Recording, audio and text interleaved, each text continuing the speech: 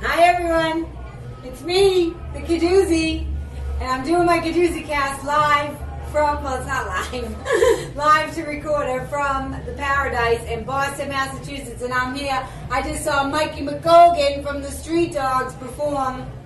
Fucking awesome. I don't swear a lot, but that was awesome. Thank you. Thanks a lot. The Kadoozie Kast is in the rock and roll experience. We're in the dressing room. We booted everybody out, but I'm sure there's going to be people wandering in and out. We got music pumping in the background. We got people trying to like pilfer beers and hide all their Budweisers and Heffenreffers dates. I said Heffenreffers up on the Upper East Side the other night. No one had any idea what I was talking about. I'm like, it's like $4. It's a Dorchester thing. And it was like a half gallon of beer, right? It was a half gallon of beer, but it was for a good price. I think you could get it for like $2. And you had to do the, they had the little puzzles on the top of the remember you had to guess the thing on the top. You remember That's that? right. I remember the little puzzles. The cap. Alright, you guys, first of all, I'm so glad we did it this way. I'm sorry if there's music in the background, but that was so awesome watching you perform. It's a little soundtrack. It's like an impromptu soundtrack. Yeah, I mean, I can't be a perfectionist because this is I'll have Kadoozie will travel.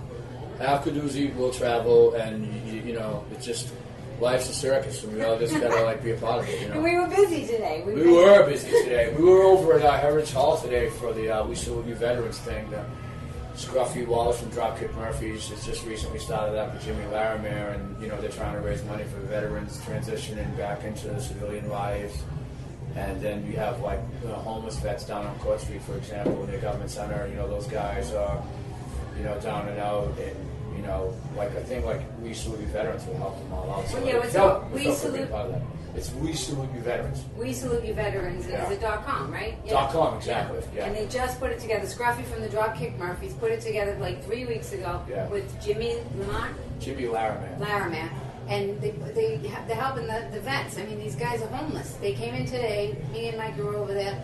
I don't know how I got to MC the whole thing. You killed it, though. I thought you did well. Thank you. Well, it's so funny because it's such a difference between guys and girls. I don't care what anybody says. That's true, but I mean, you know what? Like, you MC'd it, but there was like no like fight plan. It was like you didn't get handed a syllabus like bam, bam, bam. It's like, so there's the mic, let's roll. Well, what happened was nobody was doing anything, and it was making me mental. Yeah. And I was like, well, first of all, I heard from Scruffy that there was no press. Press is on lockdown. Yeah. So I was like, oh, that's so cool. Because Scruffy didn't want to expose the guys, the homeless vets, to being That's vulnerable true. to the press. I can see how he'd want to do that, and you know, because a lot of times the press will cast those guys, you know, like in like a really like a downtrodden light, and they're people just like the rest of us. I mean, just because their bank accounts aren't swelling, and just because they're not rolling with socialites and stuff, that doesn't make them any less worth in the scale of things as far as being a human. You know what I mean? So the whole thing with the press is just like, I'm sure I can see his point of view trying to like keep them like, oh, and here are the poor people that they're trying to help out. Those people are like people, and they matter, and everyone is someone. You know what I mean? Right. So then what happened? So then all of a sudden I get on stage and I look up and there's all press, and I was like, oh my God, where did the press come from? And I was like, all right, I know Scruffy wasn't telling me stories, right? So I go over to the boot lady. Now they donated boots to these guys. They were good. I forget what they were called. The Viacom boots or whatever, the really sturdy ones that they wear. Yeah, the actual combat boots. And so she's like, oh, and that's why you see all the press here, because we invited the press. And I was like, oh, the boot lady invited the press. The boot lady wants to like get those boots into the world. Yeah. Oh my We're God. giving these away, but we want you to know about them. Yes, that's what she was doing. And I was so sad, because I don't miss a trick, because I pay attention to everything, and people will tell me a lot of stuff. So when she told me that, I was like, oh, it's the boot lady. It's funny you mention that, because when we did songs, you introed us to do the songs, it's just like, it like there were people with cameras like right up on top of us, like, you know, what's your name, what band are you in, blah blah blah blah. Just like I didn't expect that at all. No. Like I kind of thought it would be like a thing. Yeah, hey, we're doing this thing, and you know, we're about to serve people. So yeah, it kind of threw me for a loop. I mean, it didn't rattle me too much, but it threw me for a loop. Well, I'm not a fan of press doing nice things just to get a press off. Yeah, I agree. I don't like to be part of stuff like that. So it was cool. It was good that Scruffy had told me the truth, and then I found out from the boot lady that it wasn't them. It was just, you know, people giving some boots away and then trying to suck some boots for actual money.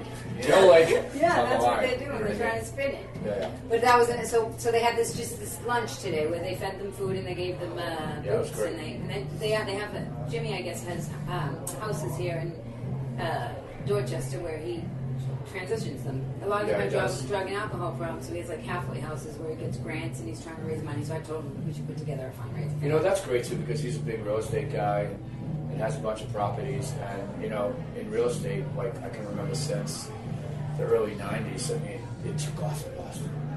Like it went from Townieville to the Manhattanization of Boston. You see it in Southie, you see it in Dorchester, you know, like triple deckers and two families getting condo deck and people selling like a level of a triple decker for like what a house would cost. Right. So some of these guys spin out of control with it, but a guy like Jimmy is, you know, he's made his money, but then he wants to like help out and do something worthwhile and meaningful. And, you know, so I like tip my cap to that guy. It's really good that him and Scruffy get together to help out veterans. Well, what I was going to say when you were saying that if they don't have a big bank account, it's more, I think it's more that it's such a big problem that people just, they're so afraid to even address it. Like, oh, it's not.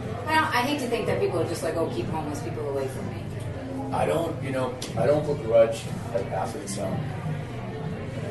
making money, but, you know, it kind of like freaks me out a little bit. Like, we live in a country where, like, some guys playing baseball are making, you know, $14 million a year, and then you have like a veteran down on Wall Street who like can't get a job or a break. You know, it's like there's a problem there. You know, like I mean, I'm not trying to get too deep or you know, like You can get deep. This is the Kadoozie Kast. The No, Kadoozie you Kast can get deep. You know what I mean? It's not always a party. You know, like it's not Boston East and stuff. But you know, it's just sometimes it rattles me a little bit. It's like. It blows my mind that like that can be happening in 2012 after like we've had so much history in our country of vets getting shot under the stick and it's still happening. It's just like, you know what I mean? I can swear on this. You can swear. You can say. I think LB swore on this. He swore. He asked me to. He was so cute. He's like, what the fuck? You know what I mean?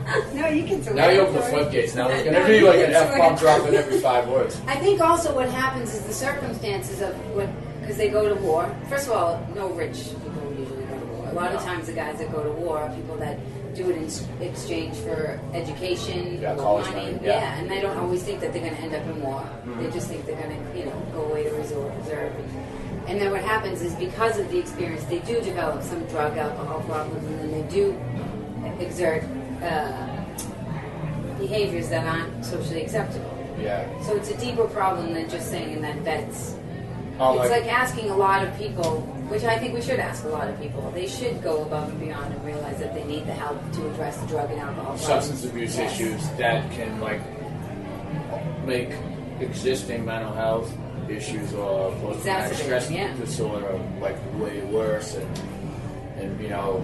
guys or girls now can act out and do bad things. So I think you're wise to address that and ask people to do more.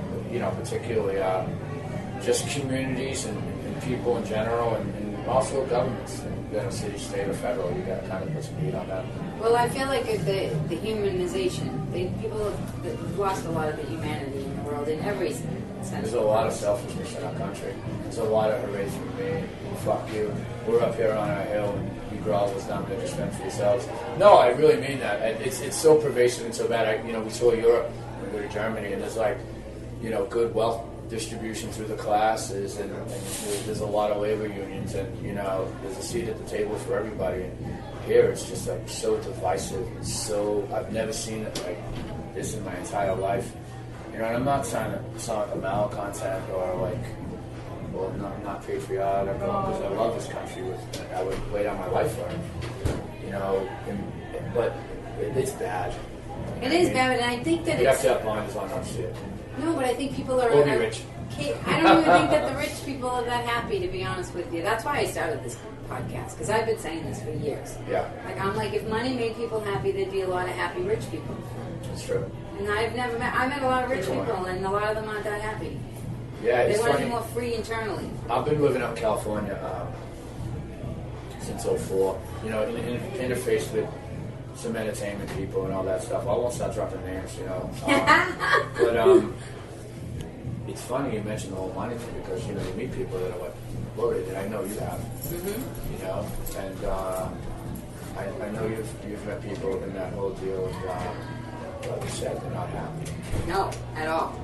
you know, and they buy stuff and they buy stuff and they buy stuff and it makes they're trying to fill it up with retail stuff. Because that's what we're taught, though. Because how are they supposed to? How's a person supposed to slow down and go? Oh, I'm going to buck the system. I'm going to be in LA and I'm going to buck the system. It takes a lot of guts to do that. It takes a lot of guts to be like, you know what? I'm going to drive an Impala or whatever. It's a pretty entrenched machine. But I think people are dying. To be honest with you, in defense of people, which I always am, I think they want it. Because people would be calling me crazy if they thought that, because that's all I talk about, and they'd be like, Sue, shut up, we don't want to hear it. But most people are like, come over here and tell me more of that. Yeah, I think even like super, super insanely rich, you know, earlier I talked about the whole like disparity between the haves and the have-nots in America being worse than ever. It's like, I think even the people that talk, like, if we don't give people at the bottom any money, who's going to buy our stuff? Right, and if we don't give them any self-respect, people are going to get more and more angry. There's going to be more violence. I mean, it's pretty simple if you look at it, but people, like I said, they're afraid to actually... Okay, so they're afraid to have feelings. They're afraid to have a human connection. Like today, I was saying to this girl at the benefit today. Yeah. It was very emotional to see those people come in. Some of them were families. Some of them were really young guys, and you're like, oh my gosh, this is really happening. This is really happening. This is really happening. Sorry, somebody came in to give him a hug. And I tried to rock and roll, man.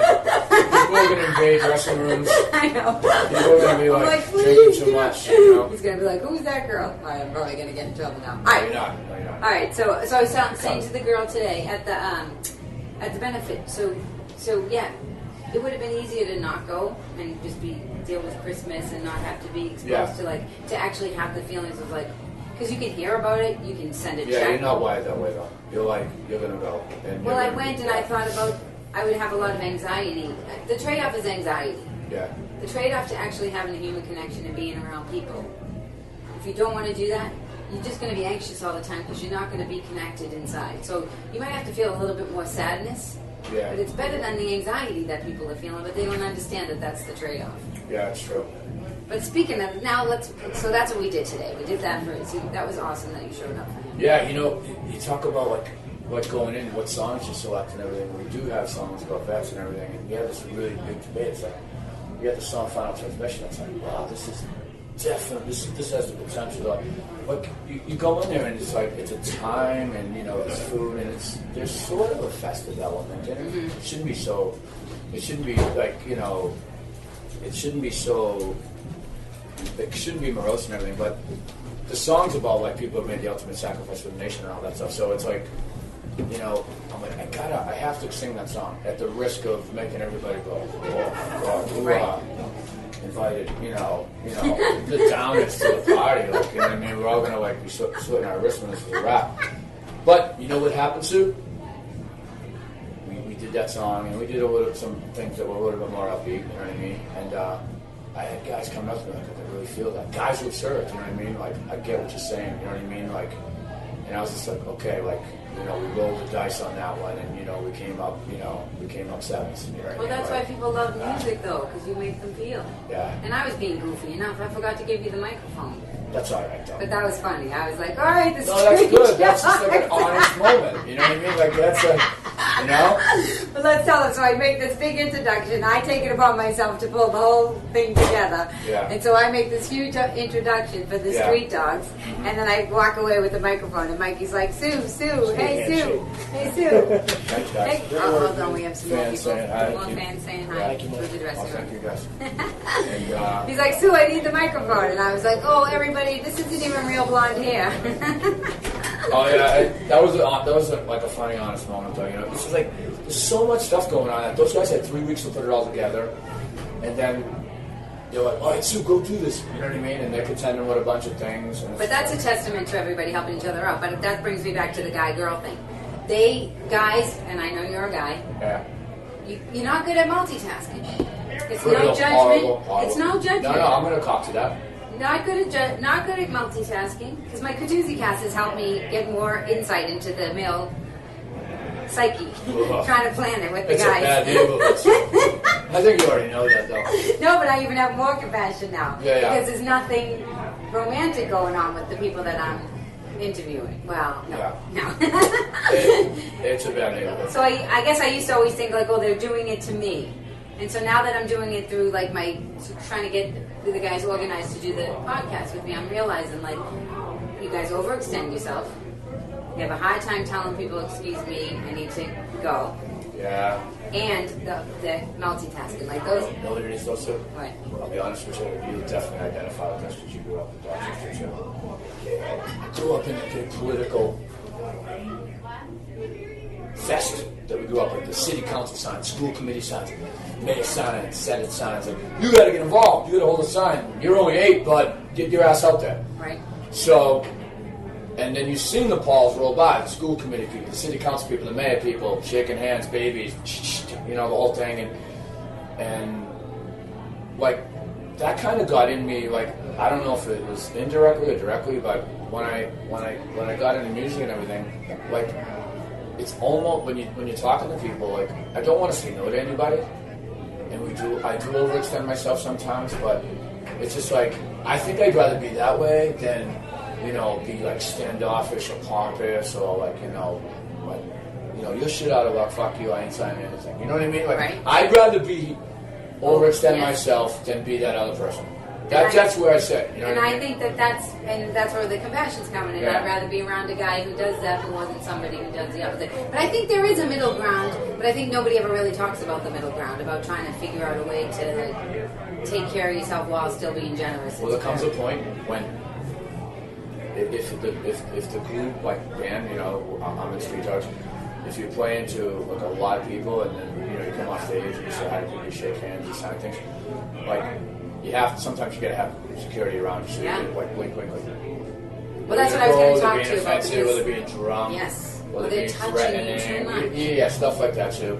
So that comes into the fold, you know what I mean? And so. All right, I want to start from the beginning though, because we got right into the politics because we did that thing today. But I want to. All right, so you're born in Savin Hill. That's correct. Same zip code as me. Yes. 02125. Yes. But wait a minute, I don't remember growing up with you.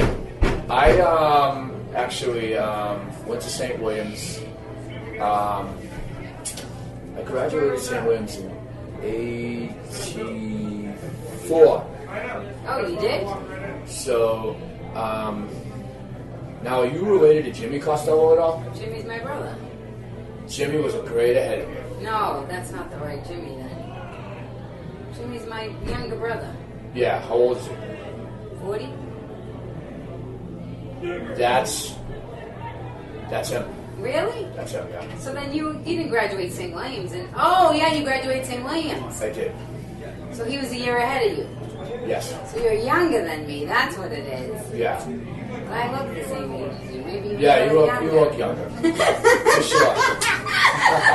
No. Squeeze a little. All right. So yes, Jimmy's my brother. Yes. Okay. Yeah. So, but still, wouldn't I have known? Wouldn't I have seen you? Wouldn't I have? But you're, like, did you move out of Boston? No, we lived in Savin Hill Ave the whole time. But I was like probably one of those younger guys, and you're like up on the top of the mountain, the cool girl with all the cool friends, and I'm like, you know, the little like hodgepodge like upstart, just like. I used to work at Savin Hill Variety though, forever. Savin Hill Variety. You talking Rick Rods? Yeah, it was Rick Rob's originally. Jesus Christ. You don't remember me making the slushes, sticking my bum out for the boys? All right. No, I do kind of remember. Do you remember the pizza place there too? Yeah, Most Wanted. I used to play Galactica then. I played that game too. That was the name of my when I first got my TV show and I had to become incorporated. I named it Most Wanted Inc. That's awesome. I watched the show. You did? Yeah, It's all I right, liked right? it. I know, it's good. It's just a horrendous marketing rollout. It was about the hood, but I got in trouble because they said I was from Salty. Yeah. I didn't realize the depths of, like, they were so mad and they were in the press yelling at her, she's not from Salty. The reason why the network said to do it is because Good Will Hunting had just come out and they said it would be good for the whole country to understand. Yeah. So at the time I was like, me and you both know that's a big thing here. oh my gosh, and I was very impressed. The guns and Navarone are coming out. Oh my gosh, and I was like, The oh, all right. knives, I want them to be all the happy, rebel and then songs. everybody was even in the Globe, and they would say, that's for her. Yeah. And now I understand it's kind of a pride thing. They want to say that I'm from there. Yeah, I get that. Believe. So when did the music start? So you graduated St. William's like 20 years younger than me. Of course we do an age. I got involved in music around 95. Like, I started writing and, you know, me and Kenny. Kenny from the Dropkick. Yeah, Kenny from the Dropkick. She's still a good friend of mine. You guys were teenagers at this time? No, we were actually in our, we're in our early to mid-20s. And, you know, we were friends and we started, we went to a lot of shows too. Like, we were going to, like, TT the Biz, Middle East, Local 186, which used to be Gun Ratties. Yeah. What about the Rathskeller too? We went to the Rathskeller a lot too, yeah. down in Kenmore Square. And then we just, one day, like, we followed this band, the Swingin' Utters, to, The Swingin' Utters? Yeah. That sounds dirty. It does sound dirty, but Was it's it actually dirty? it's not some weird like fetish sexual thing. That, like, goes down in the temple. You're funny, you took it. I was like saying it sounded like swinging your penis, and you were like, it's not a fetish. I'm like, oh, guys always do that too. You say one little thing, you say one little thing, and they take it like 50 yards longer, and you'll get embarrassed. You're like, oh no, I didn't mean that. It really does sound like that. Sorry guys in the Swingin' Utters, but it really does sound like some type. That was like when you're at Thanksgiving and everybody's kind of just playfully being a little risque, and then the uncle says something really I'm pulling the Swingin' Utter out. Doc. But my swinging utter. we It doesn't mean what we think it means. No, it doesn't. Does it mean swinging an otter around your head? Not an otter. That would be an otter. Oh, an otter. Like one of those cute little sea animals. Yeah. So this is utter. This is utter. Yeah. Like UTTERS. All right. And we went down there to see this band, and we just turned around to each other for sure. Like, why aren't we doing this? But did you ever play music before then or anything? I had no formal training whatsoever. I was just like, you know what I was doing? But actually, I can trace it back to St. William's, like the nuns with the taste pipe and all that stuff. And no, I can tell you exactly. Sister Florence, did you have Sister Florence? I didn't have Sister Florence. She used to do new. She would do the thing. Yeah. New, no, That's exactly what they used to do. It's exactly what they used to do. And it worked for you, and it didn't work for me. I was getting higher than everybody else. Like, I was like way up there. And the nuns didn't like me because I was like, you know, a class clown, and I was relegated to the back of the class. I was going to say, did they encourage it? Did they notice it? Yeah. They were like, we don't like him, but we need him in the choir. So they were like, you're in the choir. There's two things you can do about nothing or liking it. You know, so I was just like, okay, you know, little kid in the blue shirt, the pants, the tie. Right. You know what I mean? Like, you know, deathly afraid of them because, you know, they were like, oh, this to me. And, I mean, I had no hard feelings or anything like that. Like, they you know, they gave me a compass, you know, for right and wrong and all that stuff. What not to do. They were intimidated, you know. Yes. Jesus Christ. Still nightmares about it. But Did we have any of the same nuns? I had Sister Corsini. Sister Costini, I had, yeah. Fourth grade. She was fourth grade. I had Sister Marcello, Sister Hildegard. Sister Hildegard was third grade. Oh, Sister she was a desk thumper. What's a desk thumper? If your desk wasn't like, you know how the tops of the desk could like open up. Yeah, and, from you know, the inside. Exactly. You lift it up. So Yeah. she wanted stuff. Everybody to have it a certain way. Like, she was like super uber militant about it. Like, it has to be a certain way. And I could never really get with that MO. Like, I was always going to have my crayon shifting over here, my ruler over there, and she'd crack the top of it, and she would literally like suplex the thing onto the floor. And you know, you'd be sitting there shaking, she'd be like pick it up and all that stuff. So she's one of the meaner ones for sure. Oh, yeah, she had a little OCD. She was very OCD. I don't know if they checked that before I we did became it. OCD. No, wait a minute. What about Miss Croak? I had Miss Croak. What? Agnes! She used to have bloody noses on your drawings all the time. Do you remember that? Yeah, but she'd bail out and like contain that. Did she have polio? Is that what was wrong with her? But no one ever told you, and she would just bleed all over the place, and it was crazy. My old man, God rest his soul, he kind of gave me a heads up on it. Oh, he did? Roger Croak. Oh my gosh, I never even made the connection that Roger Croak. Was that his sister? Yeah. So Roger kind of told my father in passing one time, Yeah, because there was something, her hands were weird. But as a kid, it was very nerve-wracking when some people used to do that. Yeah. Hold on, we got people passing through. Roger's and Rolls coming through. I wonder if this is even that This work? is the real experience that I referenced earlier in the podcast. Do you you think know? that it will even work? I mean, Hey, Mike. We'll I see. think it'll work. Oh, here we go. Welcome to the podcast. What's your up, name? man? You're hammered. Joseph David Packard. Joseph My father was a David- firefighter. Oh, I he did the was? tour with the street dogs. Awesome, man. Can I take a knee? What's that? No. We're banging out an We're interview doing an right interview here. right now. Yeah. No, we need you to. I totally will. You will. You He's guys so get some hammered. beers? Already I have know you one. guys are part of the podcast now, right? You're going to be part of the podcast, and you just said your full name. Joseph what? Yeah. Otter? Swinging Otter? Review it later. Review it later? Oh, you're not going to Hey, Mike McColgan. Brother. Take care, man. All right, man. Good night. Good Peace night. out. See you later. See what I mean about the rock and roll experience? Oh, my God. Yes, don't worry. She's My getting friend challenged. Nancy's outside. Nancy's getting challenged. The gatekeeper's getting challenged. Nancy is my best friend. Yeah. She does I everything. mean, these are She's so some funny. big, intimidating people. Oh, I hope listening she, to. but I know her. She's my best friend. She'll be out there Yeah. really trying to keep them quiet. There's no way she's going to keep them Oh, quiet. yeah. Nancy's getting challenged. That guy was hammered, He was three sheets to the. but he has reference for you. Like, I feel like we should just let that. He genuflected for He you. did genuflect. That made me feel extremely fucking weird. He did. Yeah, it did. It made me feel weird. You know what I mean? See, I love Also, people- it brought back, memories of we were talking about the nuns already. The I was nuns used to gonna like say. be, like at your ear and over you, like genuflect when you come in the same way as Sister Alice. Do you remember Sister Alice? She the principal. She was a principal. Yes. She was a head knocker. What's a head knock? She made If you, kids together? if you were, Oh my God. do you remember how you used to line up to go out to recess? Yeah. In that little hall? Yeah. In that like really scary hall? It was Yeah. like, that goes like some scary apocalyptic hall. Like if you caught your chat and talking, ooh! Just bang your head against the wall. Oh yeah. See, this is really bad. I'm sorry, to reference these horrible. No, you can reference it, but it's really unacceptable. Like, I have no It is. problem whatsoever saying Looking back in retrospect, it is unacceptable and it's good that kids don't have to deal with that. Gail Holden. Gail Holden, my father, and a bunch of the parents went up. I was in 6th grade. Sister Mary Cochran was the nun, and some of the parents got winds that they were breaking out the rules on the hands. They all marched up there. They pulled them all in. told me to stop it. They said, "Guess what? The gig is up. It ain't happening. We don't get touched anymore, or you're all going to get pulled in the floor." And they stopped. It stops. Can you imagine? Oh, that's humiliating that They they went had to have through. the They went through it too. They got beat too. Well, and don't even get me started on the nun thing with the weird perversion of the like repressed sexuality. Yeah, it's bad. It's bad. We went to school. Does that guy have a sign? He's got like an MO. Hold on, let's I see. know. All right, we have to read this. We This have is just to. going to be the Has to make the podcast. podcast. All right, so we were going to do it earlier in my hotel, but everything got screwed up because of the thing. So we ended up doing it after the show here in the dressing room. This guy just came in with a poster, and on the back of the poster it says, "I know, I'm sorry, I just need my bag. Thanks again, Merry Christmas. Burning Streets."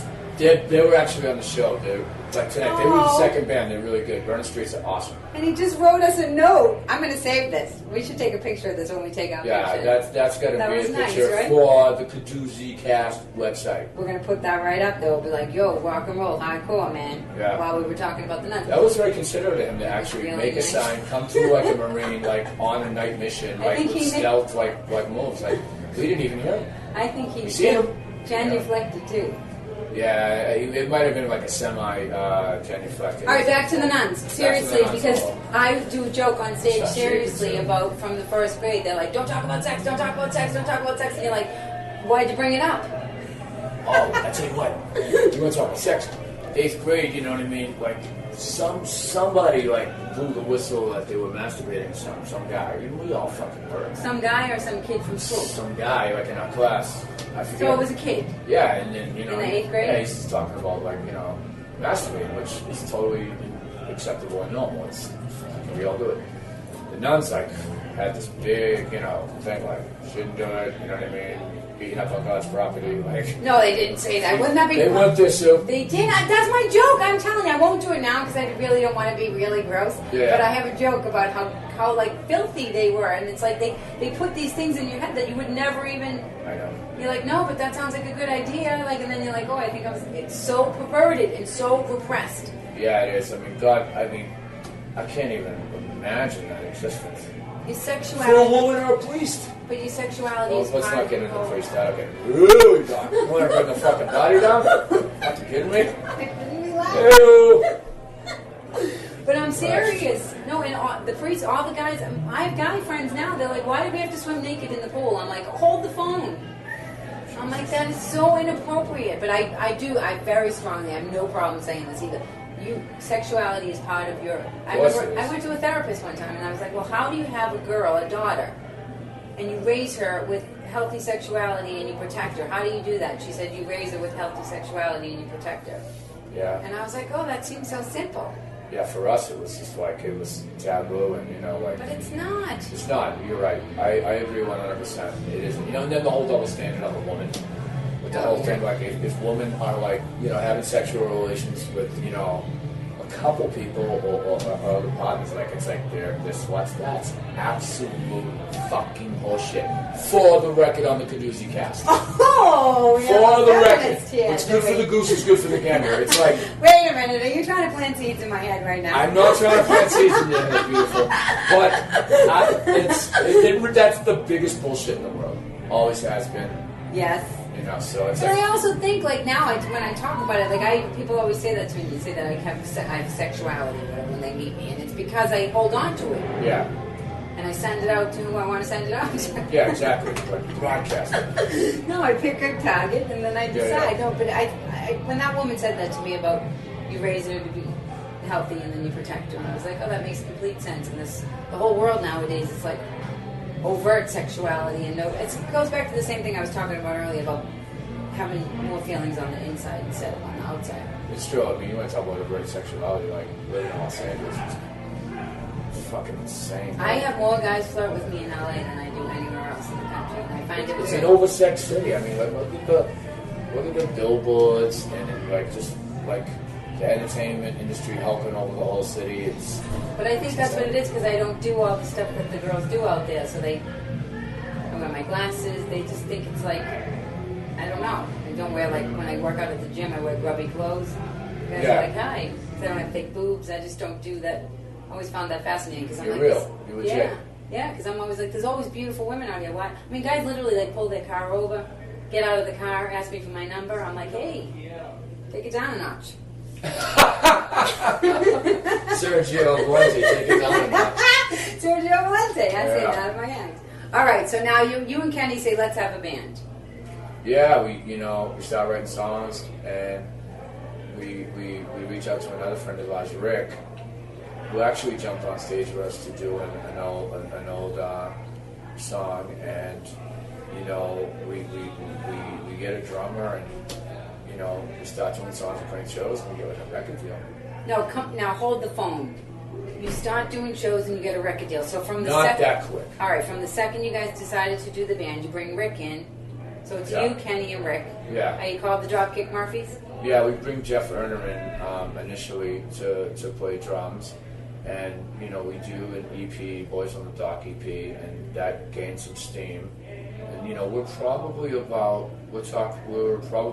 a year and a half in here, like doing shows.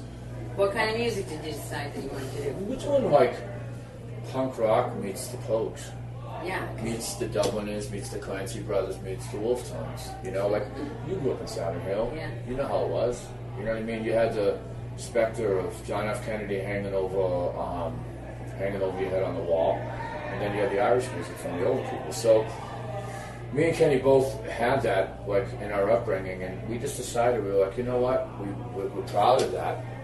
And we're proud to be Irish American. You know what I mean? And why don't we try to relay that in the music, and it took hold. It took hold, like in this city and even beyond. When we actually got a record deal with Hellcat Epitaph Records and did the Do or Die record and all that stuff, it took hold, and we started a tour and stuff. But for me, you enter 1998, and another factor in my life comes in. I want to take the fire exam. Like my Uncle Kevin, God rest his soul, he was a firefighter, and as a little kid, I went into the firehouse, got up in the truck, the whole bit, So I told the guys, hey, listen, I'm gonna pursue the fire department thing. And All right, so you're in the job keeping records. Do you mind if I ask when your uncle died? my uncle passed away in actually about 3 years ago. Okay, so he was alive and he was an active fireman when you wanted to go. Yeah, on the job. Yeah, actually, Okay. it's funny. When I got hired, he he had to actually do mandatory retirement, but Is it health problems? no, he had no health problems. He was healthy at the time. But I told the guys, hey, I'm going to take the test, and they're like, cool, no problem. And After you get a record deal. yeah, this is we're talking probably about a year after we had the record deal and we had toured or whatever. I wanted to pursue the fire thing, and I had before I got in with the music. You know, it's like I'm gonna give it a shot. You know, and What were you drawn to? as far as fire, Yeah, just the whole fire. Just since you were a kid, you loved the feeling of it. Do you like the idea of saving people? yeah, I think I like the idea of like, you know, this is gonna sound so cliche and so hokey and like so like ready for Just podcast. say it. It's the Kadoozie It's like Kast. I really did want to like help people. No, can I tell you something? Here I am. My dad is a mediator. He was a mediator. He's retired now for the Boston Fire and Police. He sits on the pension boards. He's been doing this his whole life, right? So Yeah. now I'm home talking to him about everything that's going on with all the Michigan and everything, and I'm trying to understand it all. And I'm like, as a layperson, I say to him, Dad, I'm like, firemen, I'm like, if you take away the pension, you're not going to have any firemen. Yeah. I'm like, because half the reason why people become firemen is because of the pension. Yeah. Then I'm in New York at a party, New York firefighter sitting beside me. I say the same thing to him. He goes, not true, Sue. I go, why? He goes, I wouldn't even need a pension. I'd do it anyways. It's true. It is part of it. Like, you know, I get on, go to the academy. Day one, they're like, if you're not prepared to give your life up for every single citizen of the city, walk. That was lesson number one. Which At the is a good Vendome Memorial in downtown Boston, where, you know, back in the 20s, they lost 9 guys. He said, this is it. He goes, this is what this job's about. He goes, you could get called on and make the ultimate sacrifice to, you know, help save people and all that stuff. We should say that every day to people who make after 18, and they should say that. Yeah. Like, you ready to, like, live? You want to put it all in? You want to put yourself in front of another human being? You want to save people? You want to... We need something. All right, so that doesn't scare you, that inspires you. Yeah, it inspires me because I was I'm wired that way anyways, just naturally. I mean, you know, that doesn't make me any better or any worse than anybody All right, else. stop being so Irish. Just say it. Yeah, I gotta put the whip and stick away. But, Yes, just say it. It's nice. fuck. People might like to hear it because there's other people who feel the way you do and they do the same thing that you do. Because I know for a fact that the first time I ever said, and I said it very nonchalantly, I just said it in passing in front of a bunch of people. I said my talent. Yeah. That's all I said. And in the past, growing up, whatever, I would have never said that because I would have thought people would say, who does she think she is? What is she showing up? And I had more people come up to me in the most humble, quiet way and say to me, Sue, I hope someday I can say my talent like that. And I was like, oh my gosh, it's inspiring people. It's people aren't telling me that Yeah, I because show you're up. like, when you do stand up and you do TV, you're like a force of nature. Like, that talent's there, it's real, it's tangible, it's powerful. So I can see when other people hear that, they're like, yeah, it radiates off you. Thank you. So, going back to the fire thing, it's like, You wanted to help people. yeah, I wanted to help people, and I got involved in it and everything, and I excelled at it, you know what I mean? And I fell right into it. 'Cause I had been in the military before. That's what I want to talk. So you were a vet too? Yeah, You were I was a vet. too? I was a vet, and, you know, I had done Desert Shield, Desert Storm, and all that stuff. That's like straight out of high school. So I kind of knew the drill with the whole... Excuse the pun. Yeah.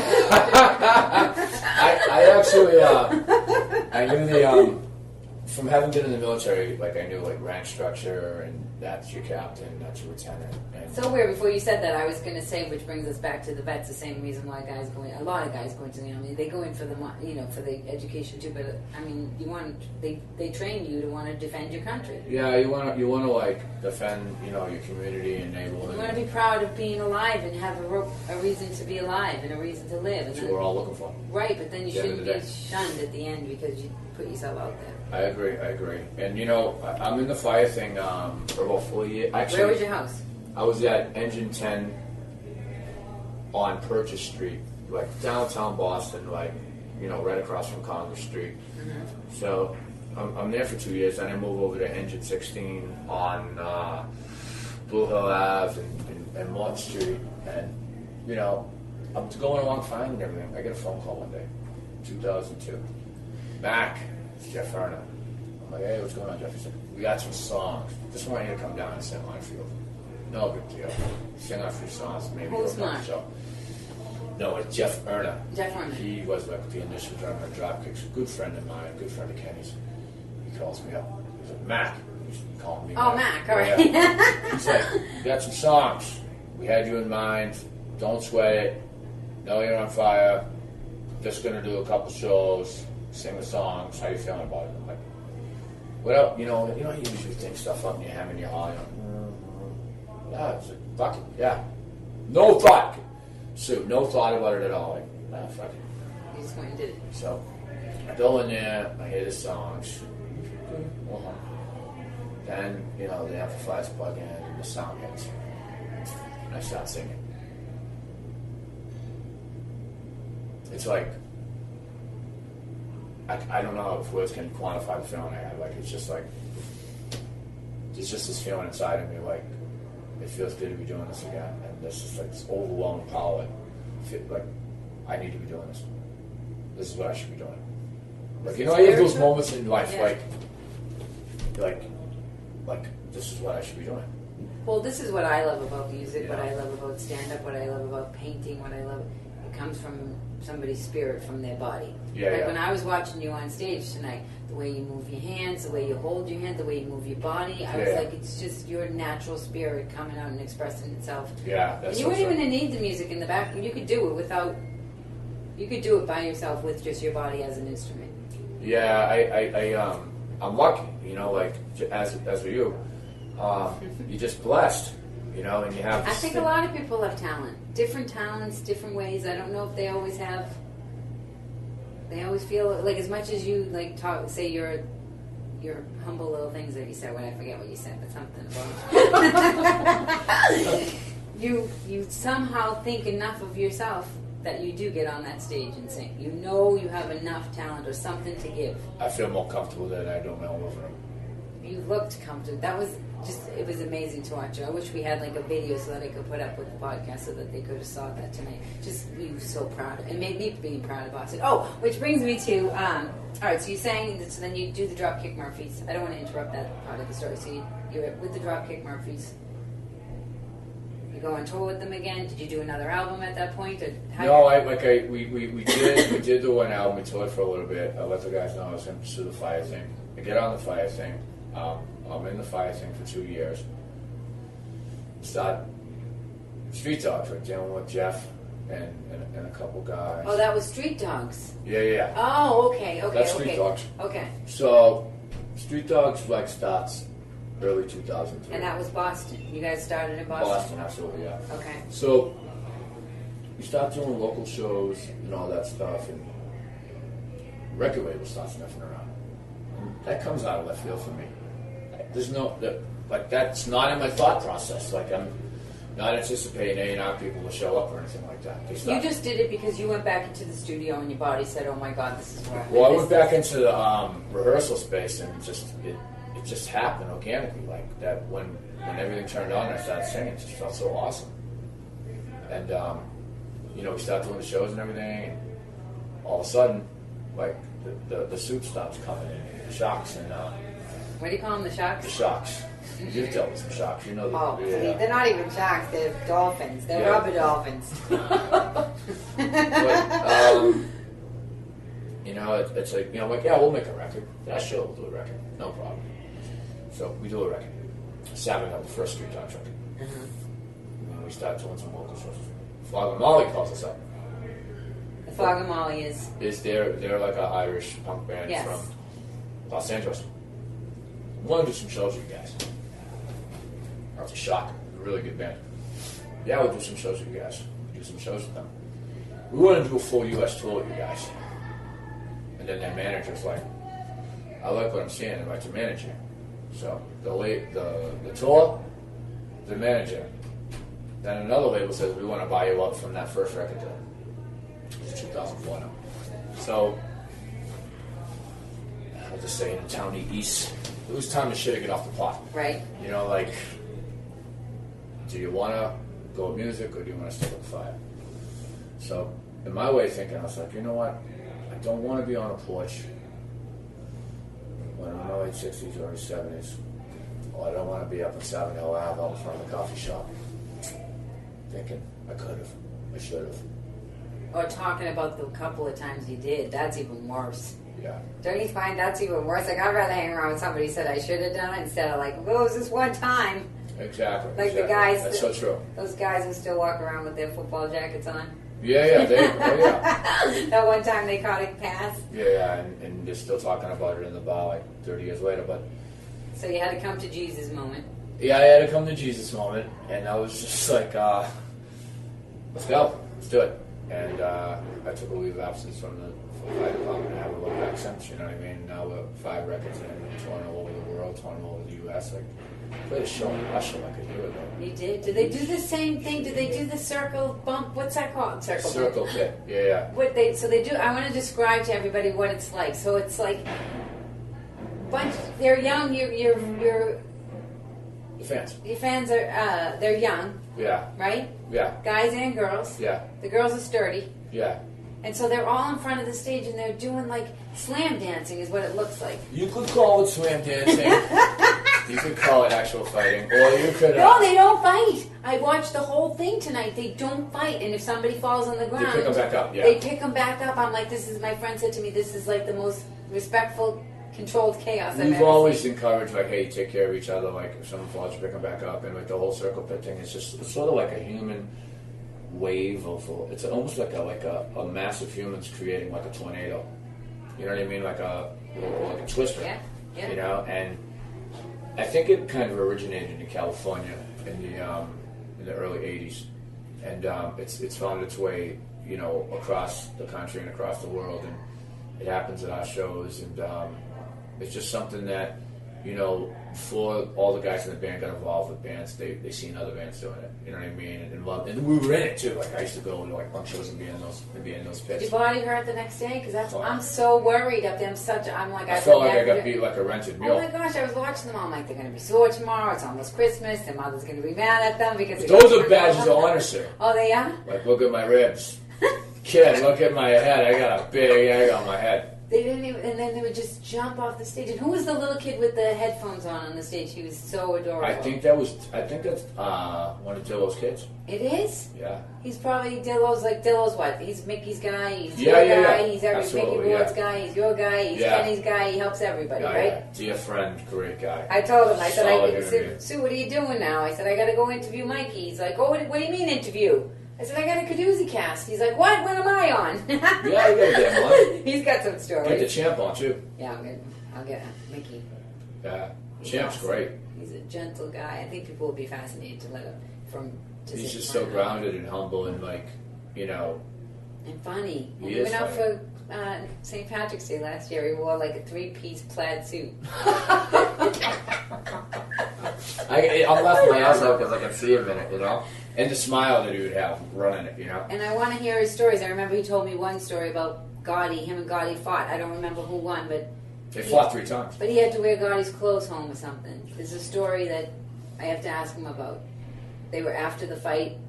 Somebody had to wear somebody's clothes. It was just such a story where I was like, imagine that. Imagine fighting with somebody like that. And then all of a sudden... You make a side bet prior to the fight, like, hey. No, it was something gentle. Somebody didn't have... Something... It was a gentle story, like where I thought, how could you fight that much and then do something so kind and caring? Oh, you know what? I think I'm getting what you're saying now. Like, there was a kinship that developed between the two of them through the course of those 3 fights. In like a mutual respect. I mean, these guys waged war in the ring. They weren't like dancing around and bobbing and weaving. It was like dead center of the ring, let's throw them. And it's some of the most brutal, powerful, like hand-to-hand boxing, you know, matches in the history of the sport. And so there's something about the two of them survived their own... Yeah. They're each other's like wrath. It's like... It's pretty powerful. Yeah. Well, I feel like sometimes that's like growing up in Boston. Hell yeah, it is. Right? When you see somebody from Boston, we have that connection. It's like, Yeah. Oh yeah. And all about it. survived. Yeah, like, surviving Catholicism. it's Yeah. crazy. Do you know that even in therapy, they say the Catholics are the worst? Yeah. Because you worry. I used to worry. Like, literally, I said to my friend today, I said, I finally feel normal. Not even, like, excellent. Just normal. I feel normal. That's good enough. Like, I feel like I... For us, if you're like a recovering Catholic, that's like, normal is fucking superb, It's exceptional, crazy. awesome. Yeah. Like, I feel like I can read a book, I can watch movies, I can do my job, I can show up, I can be happy, I can work out, I can feel sad, I can manage myself as like a semi-functioning, I'm pretty functioning now, but I mean, Yeah, I get internally. I get what you're saying, because the, like the fear from it kind of like it like stays ingrained in you somewhat, and I could see how therapy would be very helpful. It helped me for a while because she actually just taught me things that went against what, like, I actually said out loud the craziness that was in my head. It wasn't even anything so very deep. It was more like I would say things, and like I remember I went to jury duty, and I was in passing. I said something about being worried about going through the metal detector. I was terrified of something, and she was like, "Sue, why?" And I was like, "I don't know." She's like, "Well, did you ever have a gun?" And I'm like, "No." She's like, "Have you ever been arrested?" I'm like, "No." And so when she said that to me, I was like, oh, I'm a little crazy. And I was a good learner. Like, as soon as I realized I was crazy, I had I didn't even try to defend it. I was like, yeah, I'm crazy. So I gave right into it and went along. But there were different times, like when I was late and I had to go to the bathroom. I remember sitting there and she could tell I had to pee. And so she's like, "Sue, what's going on?" And I said, "Well, I have to pee." And she's like, "Well, how come you didn't pee before you came in?" I said, "Because I was late." And she said, "Don't you think I would rather you be comfortable during I'm your still session?" like that with the pee thing. And I was like, "No, I didn't think that you would. I don't think that you would rather me be comfortable. I think you would rather me be terrified and scared of you every second of every minute, so you can take advantage of me." That's awesome.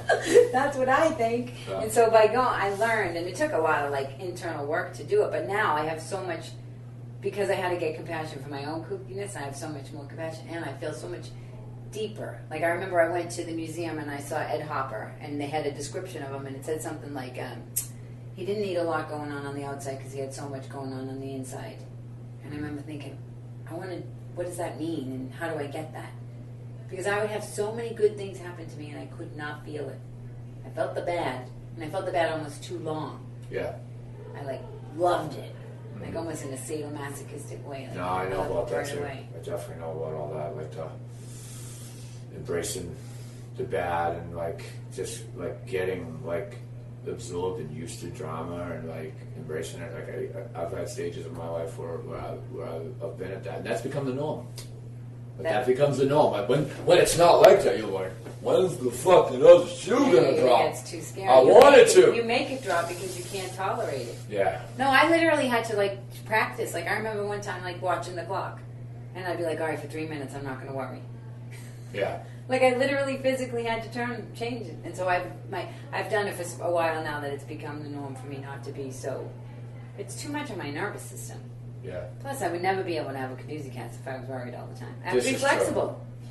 So Yeah. I had to be flexible today. You did extraordinarily flexible towards the genuflecting fans, and the impromptu soundtrack in the back, and the threatening people coming through, and yeah. No, I mean even Aces. when people change the time, when they need to do this, when they need to do that, I'm like, Yeah, I oh, felt fucking shitty about that. No, it's fine. And I'm actually glad that I got to see you perform instead of doing it earlier. Because Yeah, I got to yeah. actually- Because now, it gives you a deeper. But I still, after understand what talking you're to you doing. for this long, don't think you understand how awesome you are. Because you know how the whole thing it is. It's I don't know where it comes from. Maybe you've dealt with this too. I feel awkward about compliments. I feel the whole. It's weird. I'm always maybe I'm a perfectionist. I push it more, and be better, and maybe it's time to be like, yeah, we were great.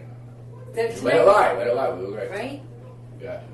It doesn't mean on Tuesday you don't get back to pushing again, but maybe from what's today? Saturday to Tuesday, you kind of just go, that was funny. Yeah, revel in it a bit, because, in the whole music industry, you know about it in acting and stand-up too. The whole thing is like, there's a destination and we're all clawing to get up there. The money, the fame, the whole thing. And then I think at the end of the day, like, it isn't about the destination, which may or may not happen for anybody involved in this thing, like in entertainment or any facet of life. It's like the joys in the journey. And people have what do you call it, magnets and everything that say that. But the truth of the matter is for me anyways, I always try to because I don't, there's always somebody prettier, there's always somebody funnier, there's always somebody better, there's always somebody, even if you're prettier, they could say the other person's prettier. It doesn't even matter, all that stuff is all subjective, but what I find the most joy I get is internally growing as a person, doing what I did today with Scruffy, showing up. Getting up on the stage and because I don't want to take over, and that's the other thing. I was like, I don't want to get there and step on anybody's toes. I was able to get in my body enough to ask enough and then go help without being obnoxious, because I don't want to be obnoxious. And then when the cameras were on, I was like, I have to sit down. I felt the TV cameras were on them while they were talking, and I was standing beside them, so I just sat down. Yeah. So I'm very aware now. I'm in my body enough to know how to not be because that's all you need is me on the. To be like, what is Costello's big head doing there? And so whenever I act in a way that I've always, my internals, they always say I didn't mean to. It's like you don't get judged on what you meant to do. You get judged on how it actually what you do gets executed. Yeah. And sometimes executing it is it feels excruciatingly painful, but I think that's why people love artists. I love watching somebody who doesn't really care and connects and has fun. I love watching people have fun. You look like you were having fun tonight. It's just something happens, and And they did not stop from the second you started till the end. Yeah, it's almost like you go out there and full flung up this. I was thinking that. Do you work out? I do work out a little bit. I smoke a couple cigarettes here and there. I don't know how you do I it. gotta stop that January 1st, But it's it's just something happens up there, you know what I mean? That energy that the crowd transmits at you, it's like you internalize it, and it propels you. It's way harder. So when it's and we've done this before when we started. There's 15 fucking people in there, and you got a world for it. Yeah. But the whole thing of it is the 5 to 15 to 1,500. They all pay money to come see you, and they don't give a rat's ass. No, and sometimes they feel special if it's a smaller show. And again, you can't make it be about your ego. If you're worried that there's only 15 people there, then you're not going to give them the best show. You were up there tonight. I watched the Stones documentary. I don't know if you've seen that yet, but the danger that they were always in danger. I was thinking, these guys are this feels dangerous at every moment, but nothing dangerous that really happens. And I was thinking about Bruce Springsteen, and you gave your all up there. I had so much fun just watching you perform up there, not thinking about what record deal. I don't know. I wasn't thinking about any of that. I was just sitting there, truly enjoying myself, watching you have fun up there. Yeah, the music business is so much more complex of a landscape now with music streaming and then people file sharing and all that stuff. So the live show and the merchandise, it takes on a whole new importance. So I think the bands that can do it live and can deliver and give it their all and be appreciative of their fans that take time and money out of their life to come see you. We take that serious. Well, that's what you did. You were shaking everybody's hands and everybody. And I know Yeah, Dane Cook did that. Dane Cook, when he got the MySpace, that's how he grew his audience. But I've watched him in LA at the Laugh Factory. He stands outside and he thanks everybody. And I'm like, can't go wrong with that, man. It's key. Right? Yeah. Plus, that feeling of more is, there isn't a whole lot more. No. It's not. This is it, man. Yeah. There really isn't a whole lot more. What? You're going to have a bigger house? You're going to want a bigger this? You either love doing it or you don't. Right. Bottom line. But the more you love it, by accident, the more success you really do get. But you have to stay focused and not get into that whole, what do they want of me? What do they want of me? What do the suits want? What do the swinging others want? Oh, you know I'm going to go home and Google the Swinging Utters and find out where that name came from. Yeah, that's it. All right, so it's the street dogs. Look at it, got quiet. That's weird. I wonder what it's going to sound like, because it was so loud and everything, and then it quieted down. I think it's good. I think this Kadoozie Kast is going to hold up with all the other ones, which are pretty kick-ass. Yeah, I think it's going to hold up. Well, I just love talking to people, and I am so amazed. Everybody has a story. Everybody has a reason. Most what I'm finding is everybody takes a risk. Everybody that I'm talking to has done anything with their life. There's no, nobody comes and says, oh, Sue, it was all handed to me. It was very easy. Everybody tells me they took this opportunity. There was a moment in their life where they could have stopped like you did, where you could have either stayed with the or said, I want to go sing. And you don't look like you're regretting it. No, I don't regret it. I don't regret anything. I mean, I think, just from traveling the world and doing it and, trying to have more of an objective mind and be teachable, it's anything that happens in your life is relevant. I mean, I'm of the belief that it happens for a reason, and we just, we go through this, we do the best we can, and I think, the life of an artist is challenging and tough. You know that. It's messy. I feel like it's messy, but I feel like everybody's messy. Oh yeah. Right? Yeah. People are messy. Some man. people I have so much more some compassion for people's messiness because I had to have compassion. I used to be so worried and try to be so perfect all the time, and now I'm like, oh, whatever. Yeah. And I tell people, stop it. And you know what it does? It makes them like me more. I used to think it would make them go away. Before there was MySpace, before there was Facebook, before there was Twitter, before there were news cameras everywhere. In the past, the older generations, things were different back then. Things were different back then. No, they fucking weren't. No. They weren't, right? No, they fucking weren't. Things were easier to hide. Yeah. You know what I mean? It's like people say, the world was different then and this and that. The world's always been fucking crazy. Right. Human beings have always been human beings. Yeah. So it's I try to keep that going in my head anytime I'm this world's going to hell in a handbasket. Oh my God, fucking Y2K. Right. Fuck that. Right. Just do the best you can. It's just another excuse to not be present too. Exactly. Show up, do the best you can, and help others. Help others. Exert yourself, because I'm telling you, if I don't say, we're almost to the end of our Kadoozie Kast here with Mike McColgan, but if we don't say anything else to you tonight, I think Mike will agree with me. Don't isolate and be anxiety filled. Put yourself out there. Maybe feel a little sadness because you're going to feel a little more happy and connected too. It's a way better trade-off. Expose your soul, right? Yes. Instead of staying and counting your money, being isolated and afraid it's going to go away, just go help somebody. Those vets. Go help the vets. What's it called? It's We Salute You Veterans. WeSaluteYouVeterans.com. Do it, man. Yeah, do it. Mike McColgan, StreetDogs.com. Sue Costello. Kadoozie! Thank you, Mikey. Yeah, that was awesome. Bye, everybody. Bye.